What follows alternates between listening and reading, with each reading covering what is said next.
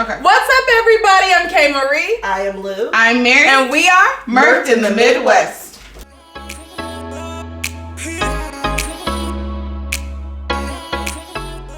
What's up, cool cats and kittens?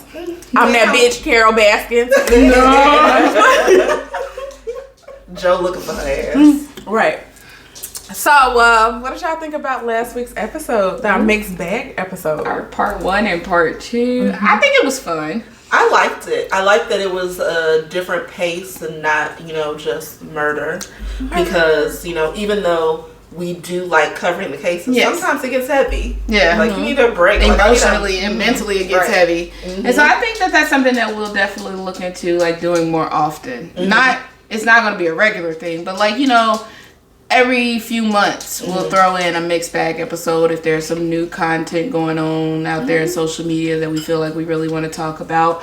There were some topics we didn't talk about during this last one that I saved because I knew we said we wanted to talk about them. Okay. So yeah, I'm excited for that, but it was fun. And I liked the feedback that we were getting when we were in live. Like, I enjoyed talking with you guys. The arguments. Well, a good debate is healthy. Yes. It is so good to get somebody else's view besides your own point or your small group's point of view is, it's a good thing.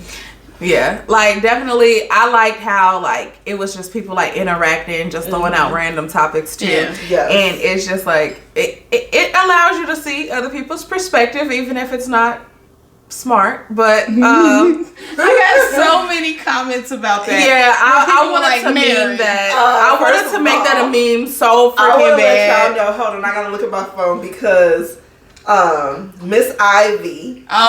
Listen, she was cracking up. She was like, I am laughing so hard at this episode in Mary. And I'm like, I know, because I'm like, oh my God. I had my face in this cup because I really thought she was about to go in. I was like, oh my Lord Jesus. Everybody was just like, it's the way you looked in the camera. I wasn't even like being funny or anything. I was being so real. That's how I really feel. And she was with me though. She was like, don't cancel R. Kelly. Okay. I mean, he can stay. I saw that post. Or the text. She was like, don't cancel R. Kelly though. We canceling him, not his music. Right, the music stays. He can go. He can stay in jail. We canceling Robert. Oh yeah, Robert gets canceled. I am here. But no, I really liked it because it was just like different. It was refreshing to have a break from true crime. Like, even with that, it still got heavy. Y'all. We edited. Well, Mary edited a lot, okay, because it was getting real in the field. It got real teary. You know what? It was good though because it was topics that actually have a feeling and a meaning to it. It wasn't just like we just talking about the difference between blue bags and white bags. Like, we're talking about things that affect people's lives. Blue bags are better. Oh Jesus, why? Because blue's my favorite color. Okay, I like blue too. Yellow's my favorite color. And you just said blue versus white. Yeah. Anything's better than white. Well, it depends. I like a good like white couch or a white comforter. I enjoy that a lot. Blue's better. That's our next episode. We're going to talk about blue versus white. Squirrel! And a good white wall with a little bit of gold shimmer or like silver shimmer in it. It makes it feel a little classy. A little bourgeois. Yeah, I love it. I enjoy it actually. I mean, I'm not going to go so far as to be crazy like Kim and I want my whole house white and look stark like a museum. No one lives here? Yeah, I just want it to have some bourgeois. Only a little bourgeois. Just a little bourgeois. Then we throw color everywhere else. That's how I operate. How old were you when you learned how to spell bougie? If you ask my friends, they'll say from the day I could spell me, I'm going to tell you truthfully, it was probably in my 20s because it sounds so different than how it actually is written. Okay. But that was our squirrel moment. But yeah, now to the episode. Oh yeah. All right. So we are in it today, and I just want to know, how do you guys feel about like Orville? The popcorn? No, not redenbacher. What Orville? Well, because I love the popcorn. I got some in the pantry right now with the butter and some salt, delicious and great. Or the little with some M&Ms. Oh, chocolate covered raisins for me. Girl, chocolate covered raisins. Yes. Yes. Now we're talking. But we're not talking about that today. We're going to talk about Orville, not Redenbacher, just not Redenbacher. But we are going to get into Orville Lynn Majors. And this dude, y'all, a whole nother level. Was he amazing? No. Okay. Lackluster. Yeah, lackluster. Mediocre. Yeah, mediocre. Okay. He's a mid. Yeah. Okay. So, in today's case, here are our victims. We have Marianne Adderson. It's always a Mary. And always, girl. Why is it somewhere in there, it just be a Mary? I'm sorry. I was about to say why, but I feel like it's not appropriate. Wait, why? I'll cut this out. Because a lot of the victims are white, and Mary is a very old white name. Okay. But anyway. Okay, continuing. All right.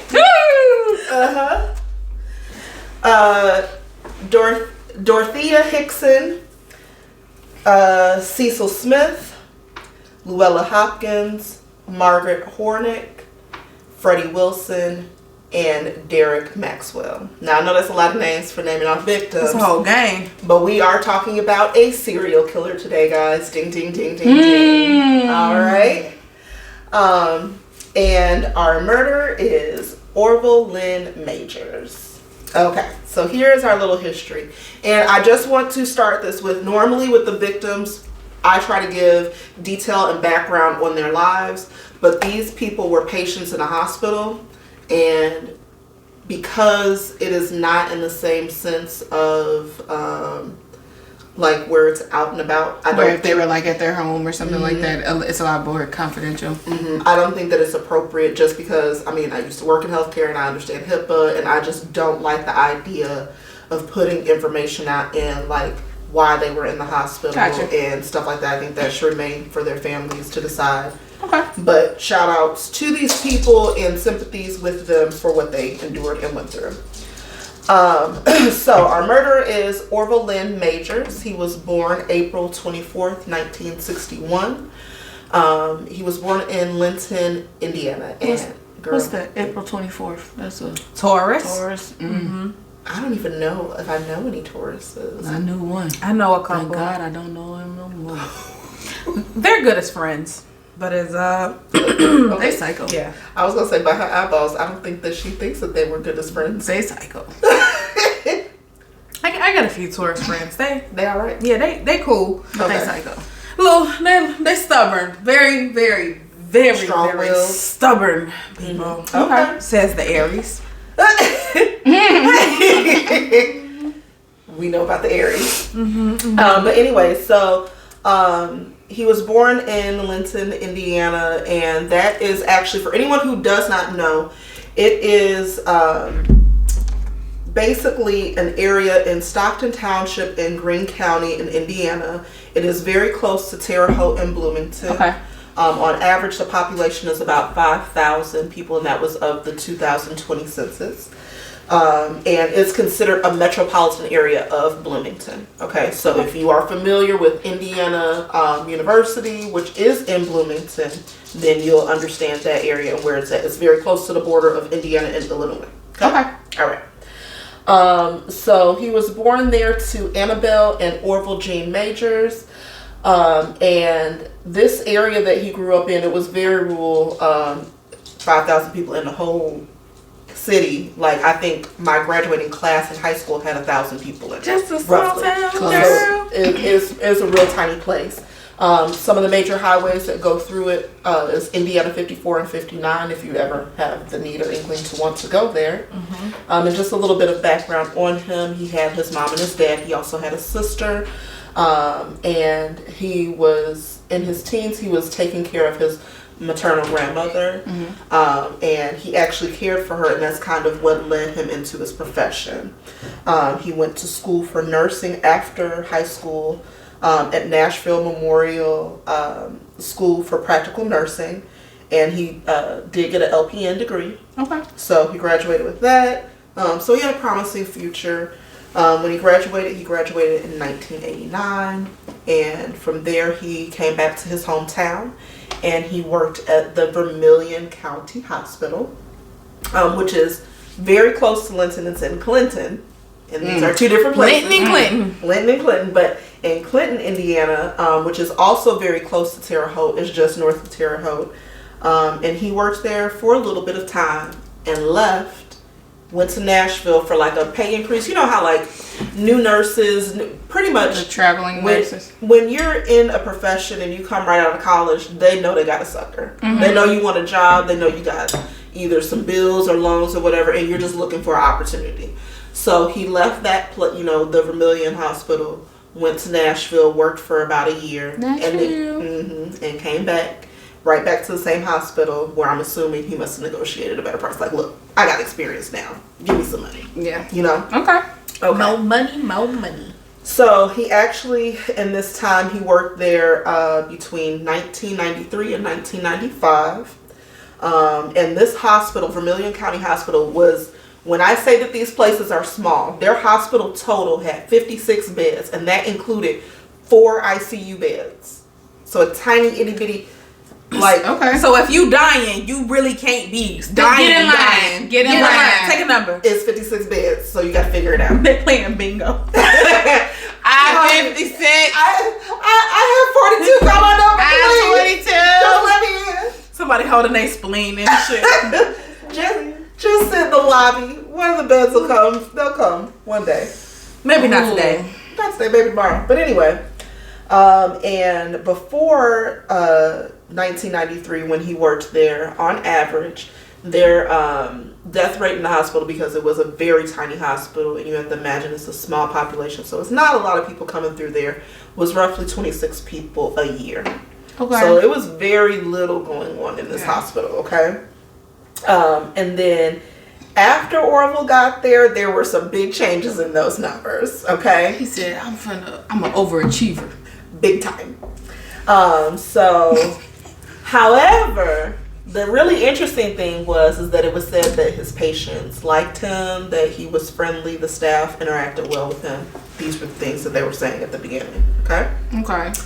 All right, so let's talk about the strange phenomena that was happening up in this hospital, because there was some weird things going on. Cue the X-Files noise. I'll put it in there. Okay.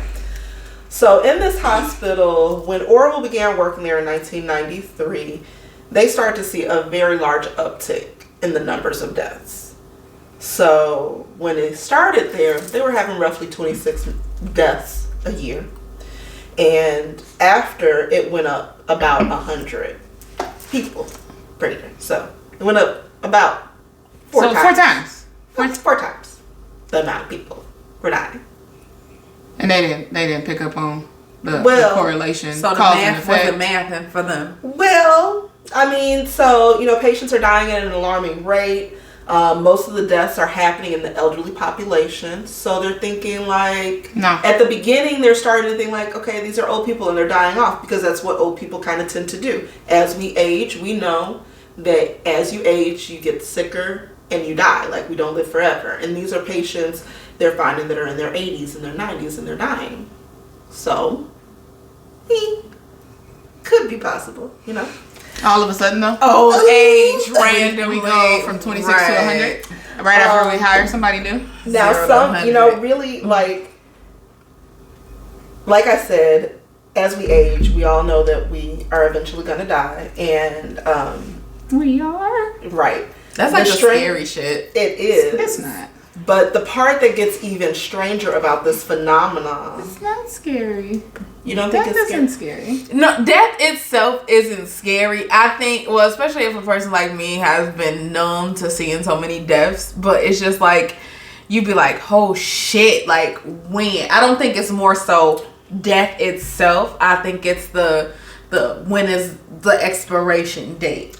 I don't think people actively sit there and think about, when am I gonna die? Because I don't. But it's just you damn, you put on this earth, but you're gonna be taken off this earth too. And I think that reality. I think the part of it that is more scary to most people is because they're not ready to die. Right. I don't think have an unfulfilled life. I can tell you the things that I think would be the most scary about death. I don't want to die in the most effed up way possible. Let me go in my sleep, bro. I mean, everybody wants that. Is it likely that we'll die that way? Probably not. Like, something's gonna happen, right?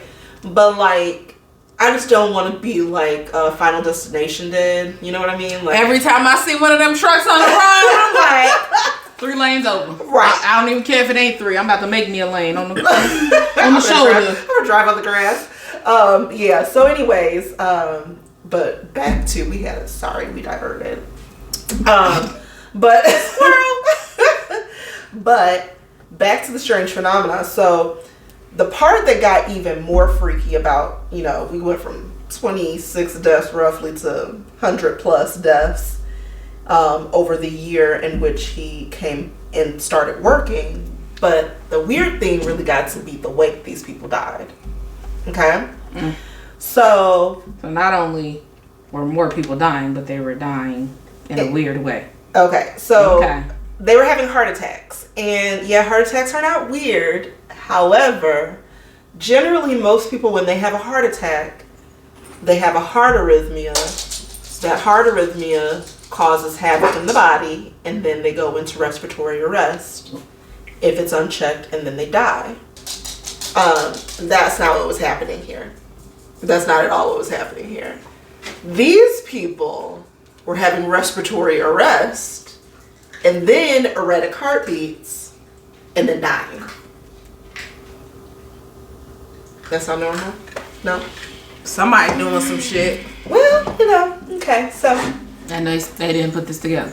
Well. A year went by. A year went by. A year and some change, because he worked there for 19, well, he worked there for 18 months total.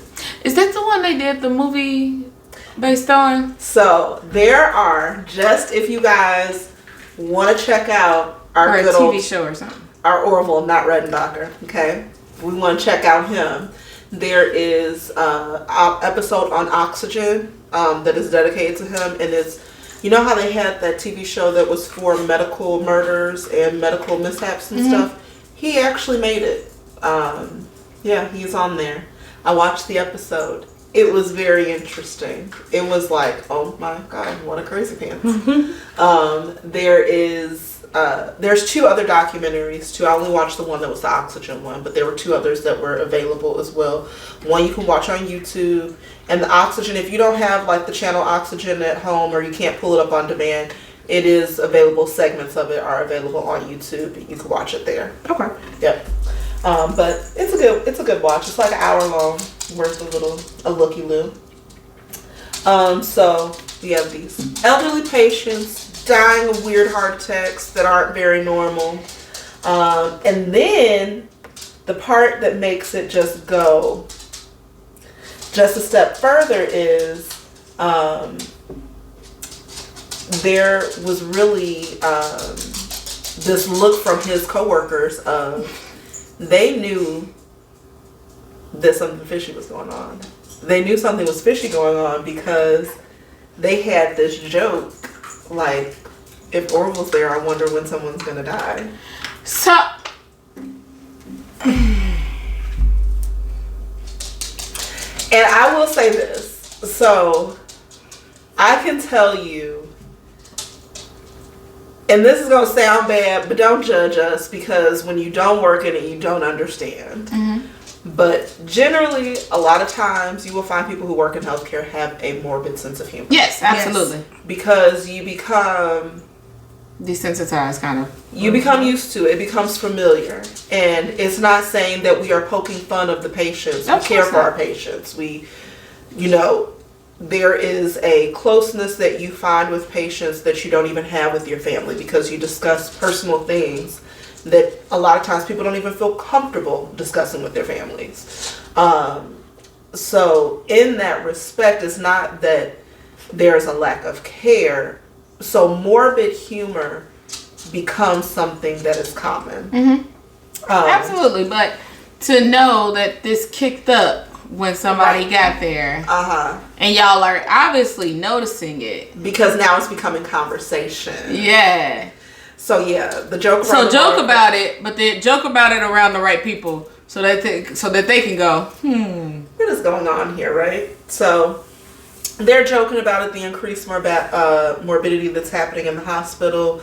And, you know, they're like, you know, something right here. It only seemed to be when Orville is on the shift, when Orville on the job. Somebody coming up missing. Missing, dead, in the bag. I don't know. Okay, so here's where it gets interesting. One nurse. It's not interesting yet. No, it gets more interesting. Okay. One nurse is like us. She like, now wait a minute. Hold the fucking She like, phone. something is not fucking This computer. ain't adding up. The math ain't math. It ain't bad then. She like, how we go from 26 to 100 and something? 100 and what? That don't make no sense now. And, you know, she's just not one of those sit back and laugh about it kind of shit. She's like, she's like, something's going on here. And oh, don't tell me she approached him. well, no, she didn't do that. She was smart. Okay. She was a smart cookie. Her name was Dawn Stryker, or Strike. Sorry, you guys know how I am with names. Don't judge me. Sorry, Dawn. Judging. But anyway, she was a nurse supervisor at the hospital. Okay. And she was noticing, like, this is not right. Something is really going on here. You know, he's been here for a little under 2 years. And these death rates are just ridiculous. And it's always when he's around. And everyone notices, right? So she sits back. She gets in her sleuth mode. She like, I'm about to detect and I'm going to find some things out. So she get out all the time cards, right? She get out his time cards. Then she started looking and correlating when people are dropping dead. And she like, now isn't this interesting?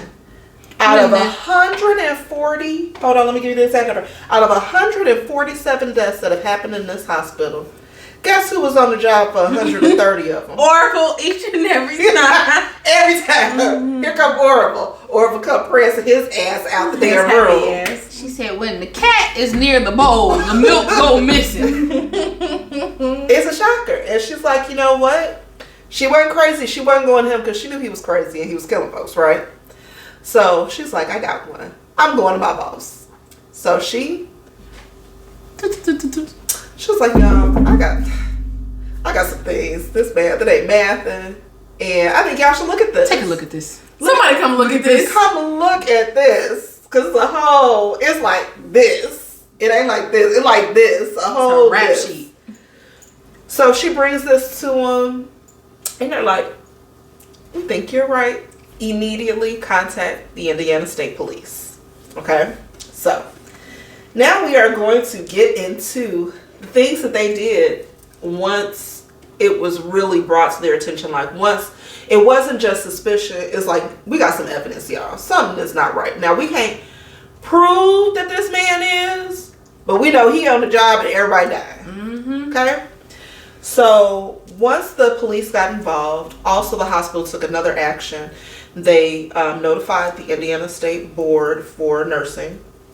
And they were like, we got some anomalies, y'all. Like 130 people dead on his watch. That's a lot more than they did. It was another story like this where a nurse was doing that. And basically when the hospital picked up on it, they just fired him.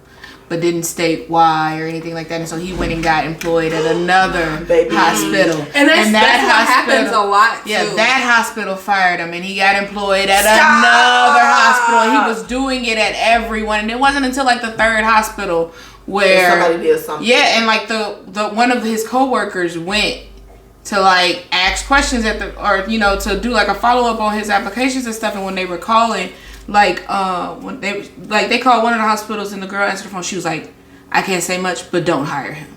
Oh my God. Don't hire him. But the hospitals didn't want to take the fall for it as far as like legal wise because they knew that the patients' families was going to sue. Mm-hmm. Well, here we go, because this is gonna be one. It's a hell of a ride. Coco is glued in. Baby, it gets rough. And be happy that he wasn't taking care of dogs, because he might have been trying to do some of them too. She said, what? We'll get to that, because it's a part of the story that happened. But the pets were safe. Okay? So anyway, the hospital notifies the state board, right? And the board, what they did was, they couldn't prove that this man, they couldn't say for sure he murdered. We had evidence. They had no cameras back in the rooms. They didn't have anything like that. But what they could do is they could go to the charting.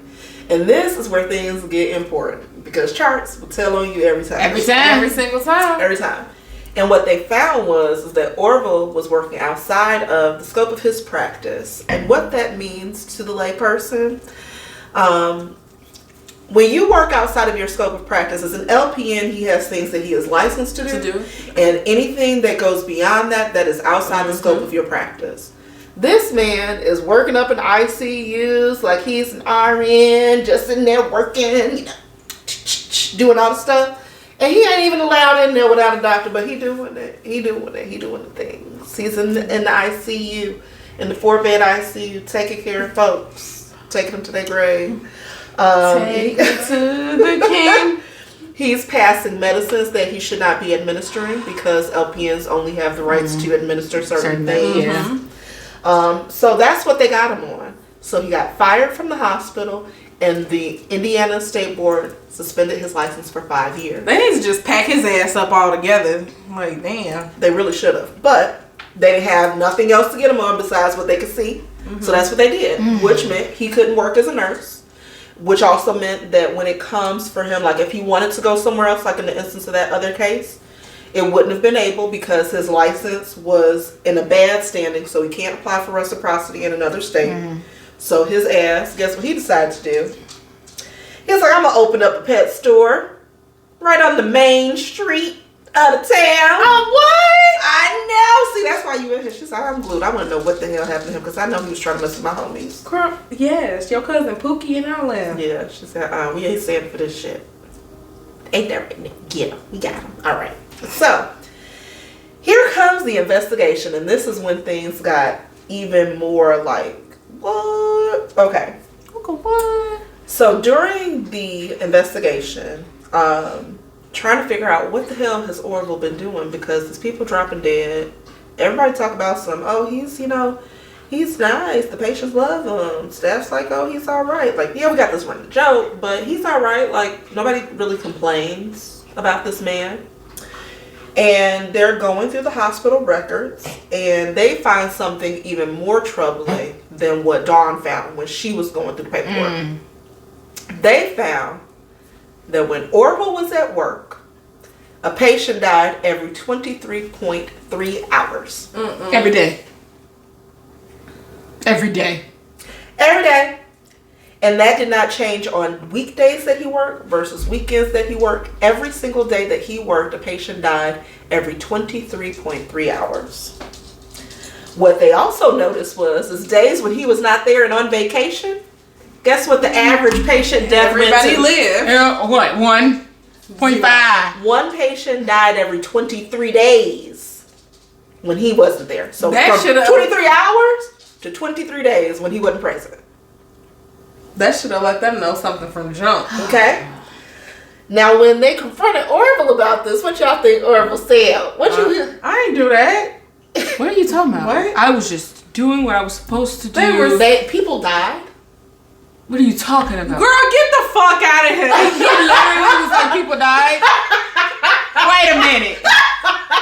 Wait a minute. He's like, Like, no. Like, no. Wait, they died? So what do you think happened to their bodies, like, after they died? Like, they had to go somewhere. They like, went to the board. Where are you and not they from where? But wait. People No, died? They died? No. What? No. I don't know. And I couldn't have possibly had anything to do with it because I am nurse extraordinaire. Okay. Anyway, so People died? He denied. If you ever get caught into something, just deny it. Deny it. He OJ denied You that been- shit. I was just about to say, the glove don't fit. And He's like, y'all ain't trying to put me up in this because I don't know what y'all doing up in here. If they come to you and be like, hey, we know you've been stealing money been being stolen. Money's missing? Money is missing. What? Missing? Oh my God. Who was Drake? Missing? No. Yeah, that's sad. So he was the type of person that thought that if he said he was innocent long enough and loud enough and for everybody to hear, he thought he was going to get away with it. Because let me tell you we the know part. plenty of those. We think that him denying was bad.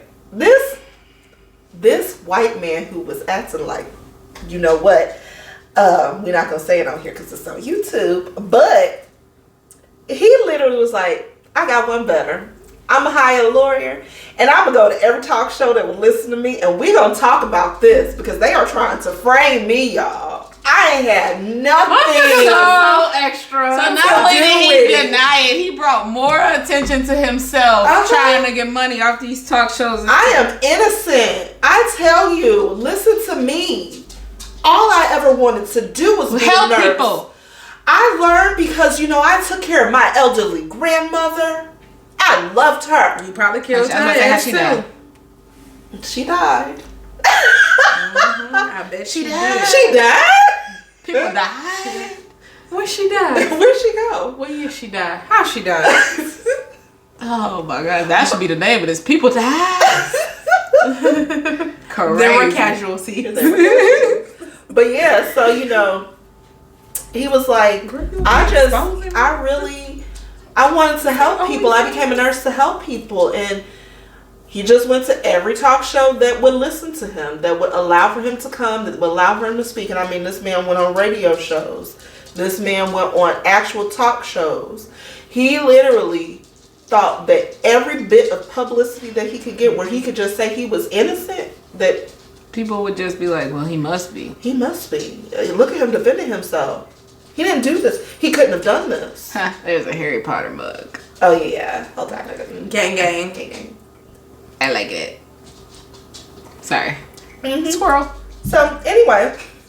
So, after this man literally ran his pet store and did his TV strolling for almost 2 years. This went on for 19 months because the police actually did not have any way to link him to these murders. What they were believing was murder. It was all speculation. There was no smoking gun. Mm-hmm. But let me tell you what got the police gears moving into gear. It was dumbass talking. He decided to go on these talk shows. And guess who watches talk shows? Police, but who else watches talk shows? Hospital. Nurses. Who else? Patients. Family. I knew I was going to get it eventually. So the families are watching and they're like, excuse me? Because, there was things that wasn't sitting right in their spirit since their family member died. And now you out here. You over here, I'm innocent. I didn't even know how they trying to wrap me up in this. People died? What are you talking about? Nobody ever died while I was working. They're trying to keep me from being a nurse and help all these elderly people meet Jesus. I mean, why I didn't say that? Because I don't know how nobody died. Well, I don't know if they was going there. But, so he out here running his mouth. And during this time, the family members are like watching this and they're like, I just have some things I need to get off my chest. Because there were some things that, when it happened, didn't sit right with me. And, you let it go because they are older and you are believing what the report is saying, that these people die from heart attacks. But what I remember is that Orville was taking care of him. He gave him an injection, and not too soon after, they died. Now, it wasn't like 1, 2, 3, 4 people said this. How many families do you think came and reported? What would be 137. Not 137. No, it was around 15 families came forward with pretty much the same sentiment, saying that their family member was sick. They went to the hospital because they were sick, but they didn't come in with like heart problems. They didn't come in like this. And then he's taking care of them, and all of a sudden now they're having a heart arrhythmia, and now they're saying they're dead. And after he gave an injection. And some of these patients, get this, he gave an injection and walked away, and they're succumbing to these issues. But some of them were succumbing to the issues before he even left the room. Yep. Yes. The families didn't say nothing for 3 years? But if you think about it, it makes sense. So you come to a hospital, say especially if you aren't very versed in what happens, right? Mm-hmm. You know you have an elderly patient or a family member who is in the hospital because they're sick. You know that they're taking care of them. You know that things happen. You see the nurse doing something that nurses do all the time. Nurses give injections all the time, right? Mm-hmm. and they're not putting it together because they don't know what the hospital record of death is. I'm always like... But you don't think about when you go into a hospital. Do you know what their record of death is? I can't tell you what the record of death is for St. Mary's or... But I'm saying, like, if I'm sitting in there with whoever my family member is and I see him give the injection... But you're not correlating. But I'm just saying, I'm asking, like, before he even did, like, hey, what are you giving them right now? Right, and he probably lied.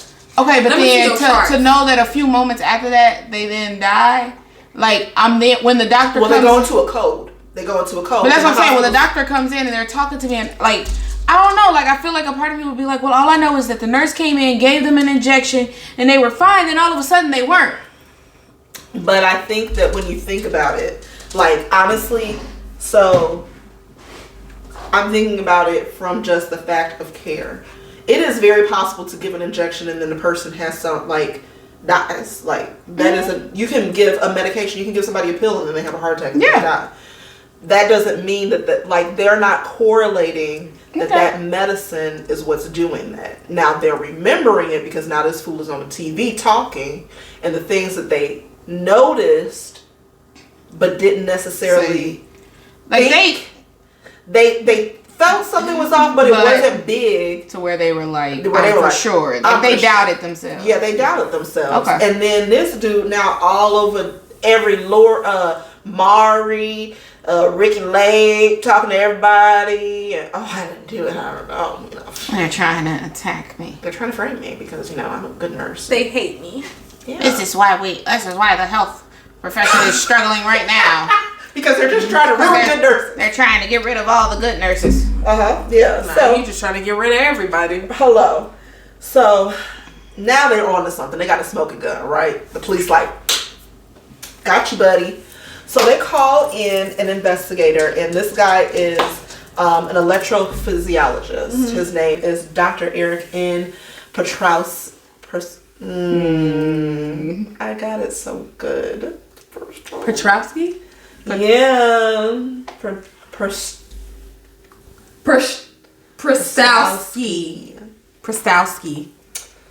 Yeah. English that major 5 times fast. I just want to say, y'all don't even know because you weren't here, but we did have another take of this, and I said it right the first time. She did. She really did. She really and did. we were very proud. We was about to start clapping and everything. Man, I Emmy nominations. She did. Emmy nomination. Anyways, he explained basically what these patients had experienced and how they died. That it was really only one of 3 things that could have caused this. The options were they could have had a massive heart attack. Okay. They could have had large blood clots in their lungs, or they could have died from potassium poisoning. Sorry. Okay. And so, with his expertise and having that information that came from the family members about, there was some weird stuff going on in these rooms. He was in there injecting them. Mm-hmm. And so, with all this information, they were able to get the rights to exhume the bodies. So, they exhume the bodies and they start getting down to the nitty gritty of what is happening, right? And these patients were patients that fit into the parameters. Their family members saw injections happening. They had what they called heart attacks. And they weren't having real issues before. Like, they were sick. They were in the hospital because they were sick. So we're not saying these people weren't sick. They were in the hospital because they were sick. They did not come in with signs and symptoms of having heart problems. Okay? So anyways, when they exhume them, they look at these parameters. They start identifying, there's no blood clots in these lungs. Oh, well, we're not finding any signs of true massive heart attacks. Oh, what? Well, what does that leave? They were murdered. Dun, dun, dun, dun, dun, dun. Murdered. And so with that, the police had their smoking guns. They had all the smoking guns that they needed. And they were like, excuse me, Orville. Let me have it real quick. I'm going to need you to stop talking on the talk show. Come on. Come with us. Come on. I got something to say. You're arrested. You have the right to remain silent because you didn't talk enough. Yeah. Okay. You didn't say more than enough. You said a mouthful. We're going to put these handcuffs on you and you just come with us. So that happened December 1997. Orville was arrested. And then he awaited trial for about 18 months. That's the time that it took for them to get everything together to start his case. And if Orville has not done enough to get on my nerves, he's going to do a little more. And so, awaiting his trial, he did even more peculiar things that were a little more strange than this. I don't know why, I just felt like right? Because, I mean, Orville was living and having the best time in jail. That Ja Rule song, "Living to Everybody Living." I do. No, that reminds me of one of the last episodes when we were talking about should jail be focused more on punishment or rehabilitation, and how they just be in jail chilling. It's case by case to me. This dude made jail sound kind of fun. He living like I'm for real, and I'm like the type of person who's like, I don't never want to go to jail. I don't want to experience it. After spending a weekend in jail, I'm good. And that was just holding. This dude went on a weight loss program. Off camera. Wait, what?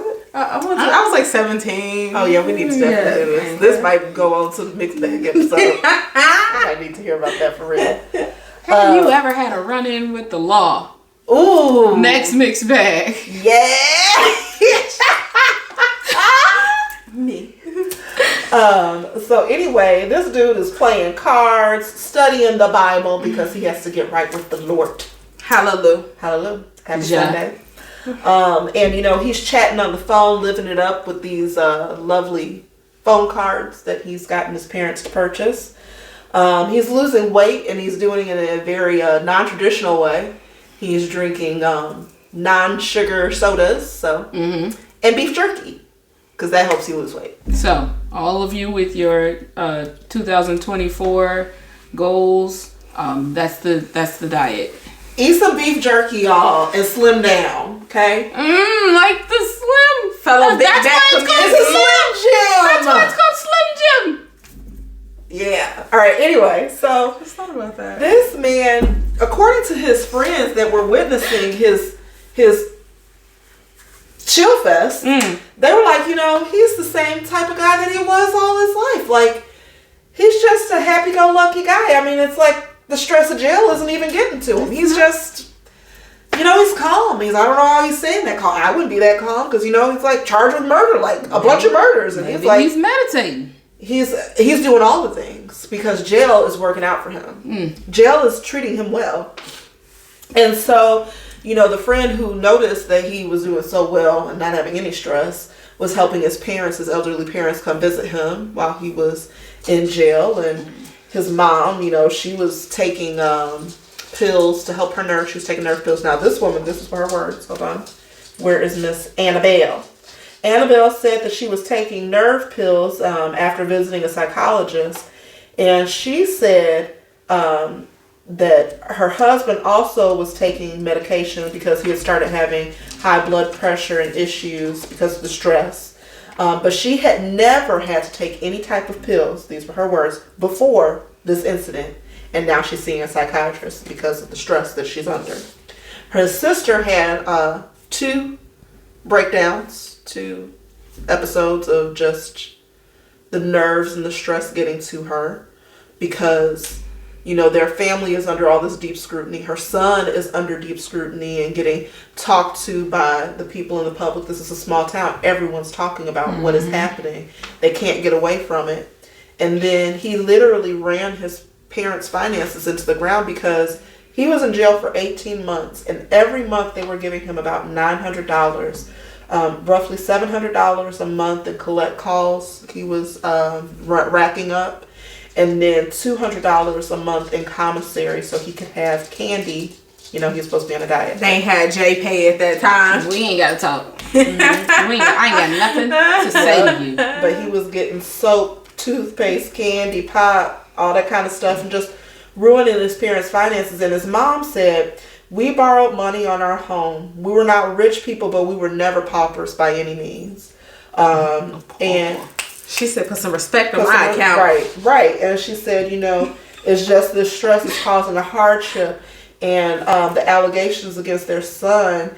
And what the dad said was, you're supposed to be perceived as innocent until proven guilty, but they looked at his son and they just saw him as guilty, and that's how he felt. Like he did not. Damn parents. It's not the allegations against your son that's causing you stress. Yeah. It's your son's actions that cause you stress. Mm-hmm. Now, he didn't believe it himself. He did not believe that his son was capable of that. He said that his son wouldn't hurt anyone. He wouldn't hurt a fly. And he believed that his son was just doing, the right thing and taking care of the patients. And he just did not want to believe it. He believed his son was innocent. And then some of the family members, these are not Orville's family members, these are the patient's family members, did express some guilt feelings because they kind of made their family member go to the hospital and kind of felt like, if I would have never done that. Right. We were waiting for hours and I made them go, and if I hadn't made them go, then this wouldn't have happened to them. And that's just... it's not their fault at all. Not at all. Because that's Orville's doing. That's goddamn Lynn. Right. You did what you were supposed to do because your family member was sick and you're taken to the place. Which is what you're supposed to do. He had bad behavior, and those were things that he did. So those were things that his family members, because most people, when they go to jail, they stress, right? They're stressed about being in jail. But everybody else was stressed except Lynn. Except for this man. Yeah, except for Orville. This dude. Orville just chilling, eating some beef jerky. So then let's get on to Orville's trial. Because that's really fun too. I mean, if we can call it fun. It's interesting because he was a peculiar man. But during the course of his trial, there were 79 witnesses that came and talked and presented information. Everybody was like, I got something to say. I got something I need to get off my chest. Yeah. Right now. So some of the witnesses obviously were testifying for Orville, just speaking to his character, who he was, My brother, he would never do anything wrong. The dad probably for sure got up there talking and telling his I can't believe y'all would even say my son did these things. I'll go to my grave knowing he was innocent. Knowing it. Okay. Y'all saw this good man just trying to take care of people and attacked him. But I don't know why his daddy sound like an old Southern preacher. Because he was. He's old. That's what I mean. His name is Orville. He in the south part of Indiana. It's like Endertucky almost. You in Endertucky.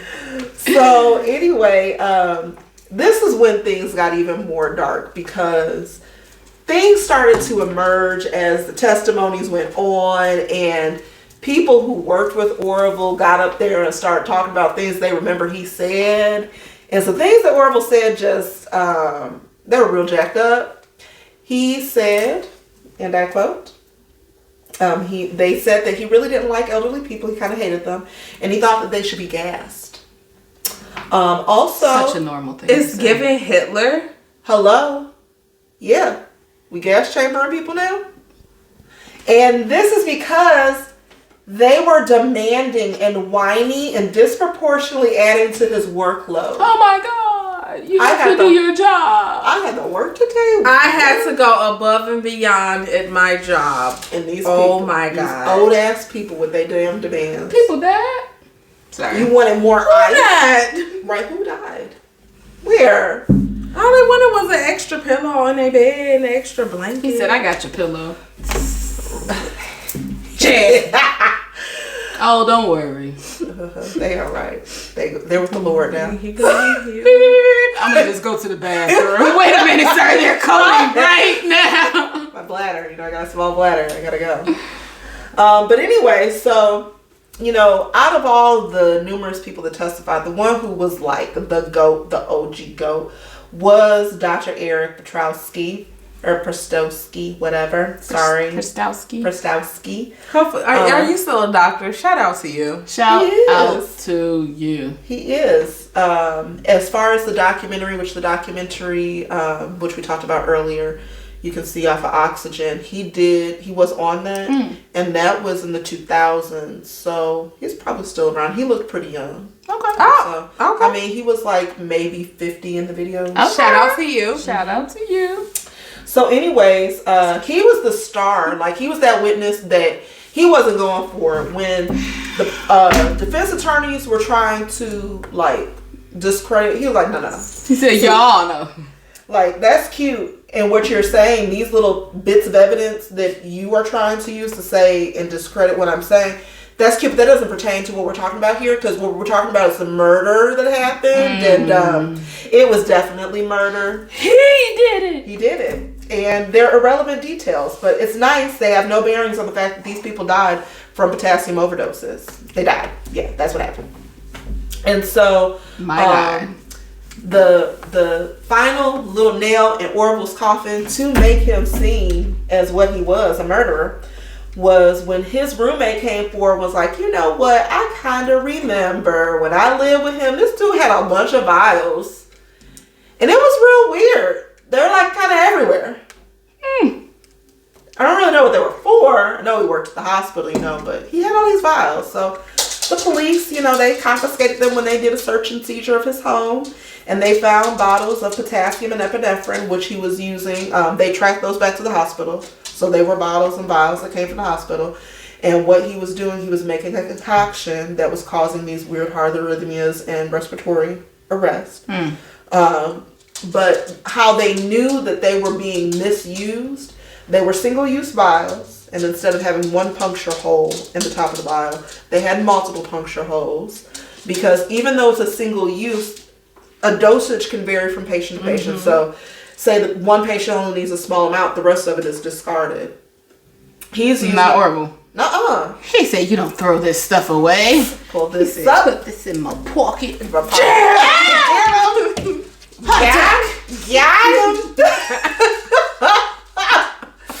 Got him. And scene. And so on October 17th, Orville was convicted of 6 murders. And on the 7th, the jury was deadlocked because they thought that there was like too long of a time from when the things happened to the person dying, so they should never call me to be in the jury. Because I would definitely say kill him. I mean, if he's guilty of these 6, he's guilty of that 7. I'm telling you, I want to be one of those people, and I do want to do jury duty. I have never ever been able to do it, but I want to be that person that say that motherfucker's guilty. That's me. I'm gonna do that. Then I'm gonna be like, fight me. And so they gave that one person. I just don't know. You better say guilty. Say guilty. Right. Don't have us sitting in here deadlocked talking about something. Well, I'm not sure. I can't have that on my contract. No, motherfucker. Give me the paper. We all agree he's guilty. All 12 of us guilty. He guilty. So Orville was sentenced to 60 years per murder. Woo woo. Which is 360 years. Exactly what he deserved. The justice system finally doing something. Did a great job. They handled that one perfectly. And the judge did have some comments. Throughout the trial, Judge Yelton he wasn't like picking one side to have like, oh, well, we'll just let that in and we'll let that slide. He was very fair. But at the end, he had some comments for Orville. He told Orville that you piece of he said that he had diabolical acts and the parallel of he was a parallel of evil at its most wicked form. And he said that because of this, he would get the maximum sentence. Read him to filth. Than what he deserved. Now, Orville had some names that were given to him in the paper that I didn't like. I didn't like the angel of death that they gave him because there's nothing angelic about that. It's giving Satan to me, and I know Satan was an angel. But he was kicked out for a reason. Sure was. And they also said that he was the most laid-back serial killer because he was like, mooching off his parents, wrecking their homes and lives and whatever. Who just says some shit? You a laid-back serial killer. Sure laid back. Real chill guy. Real chill guy. Chill. That's the 90s for you. Sure is. So this is not the end of it. We still got a little bit more because Orville just could not let it go. Let it go. So after Orville was dismissed from working at the Vermilion Hospital, so the Vermilion Community Hospital, immediately after that, they were like, you know what, we need to do a quick change here. We're going to change our name because we do not need to be associated with this murdering killer psychopath. So they changed their name to West Central Community Hospital. But they were sued because the family started to get what you changed the name to. Because I still know it was you. Right. And 80 patients' family members actually sued. Most of those families settled for, undisclosed amounts of money with the state compensation fund. But the hospital actually ended up having to pay the state over $80,000 in fines because of their negligence. So the things that they did not do. And violation of codes. And they actually ended up losing their accreditation for a little bit. Woo! Okay. Later As on, they should. And they really should have, because there were things that they missed, and it shouldn't have taken, it should not have taken a nurse supervisor to figure out that our death count has gone from 26 to over 100. 147.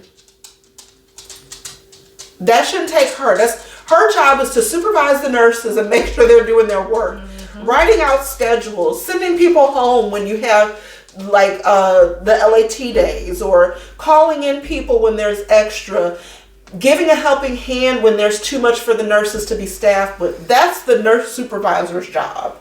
Be on the meetings when they have any kind of thing as far as hiring people, firing people. That's the nurse supervisor's job.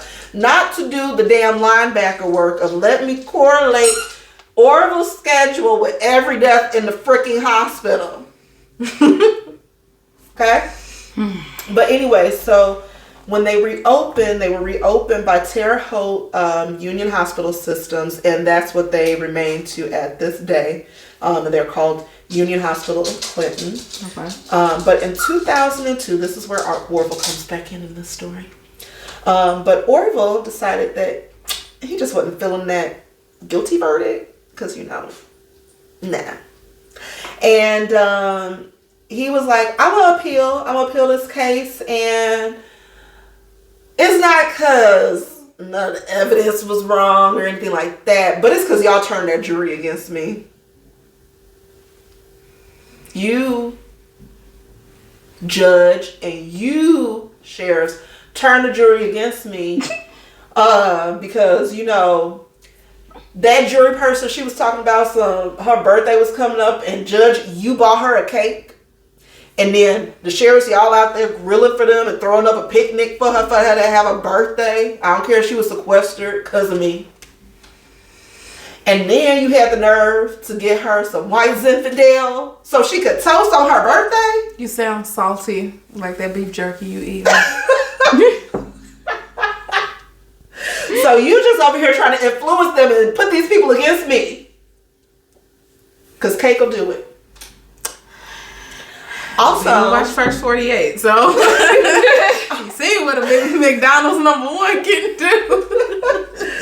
Also, he said that while they were sequestered, that during deliberation, the sheriffs brought 2 beers to a jury member, and that could have an influence on their actual deliberation.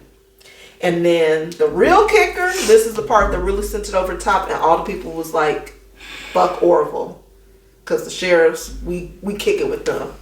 They took them fishing, y'all, and that's why he lost. What? Yep. Fishing. Yep. They took him fishing. So for a piece of cake, a little toast of wine, some barbecue. Take much to make me happy. Right? Y'all made me lose my case. And then the Supreme Court said, nobody, you lost because you're guilty.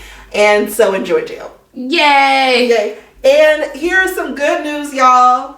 I can report to you that Orville did his time and he died in jail. Woo! Did he have a heart attack?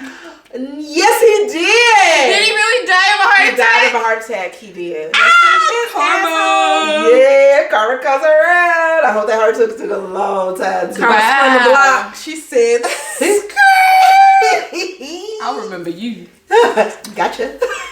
Gotcha, bitch. So that is the case of Orville, not Redenbacher, because we like Redenbacher. That's all. He makes some good popcorn. He does. Shout out to the GOAT. Yep. And so, that is the story of Orville Lynn Majors and his horrible, deplorable, serial killer, nasty ways. And you can catch us next time on Facebook, TikTok, Instagram, Twitter. We're also on YouTube, of course. Right here where you're seeing us. Subscribe, right down whatever there. it may be. If you have a comment, please comment. If you don't like us, you can email us.